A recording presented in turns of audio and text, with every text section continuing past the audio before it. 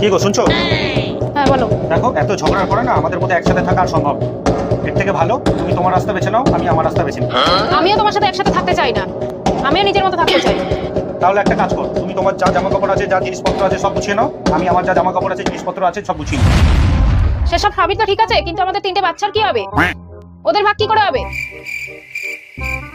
তাহলে একটা কাজ করো, আর কটা দিন অপেক্ষা করি, আমাদের যে 4 নম্বর বাচ্চাটা আসবে সেটা নিয়ে আমরা দুজনে সমান সমান ভাগ করে নেব। अबे साले ঠিক আছে।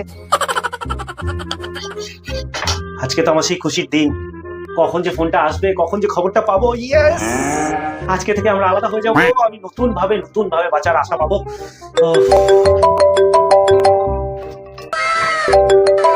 হ্যালো, আমি ডক্টর রয় বলছি। Congratulation. Thank you thank you thank you. আপনার যমজ বাচ্চা হয়েছে। प्रभु हे हरि राम कृष्ण जगन्नाथ प्रेमानंदी ये क्या हुआ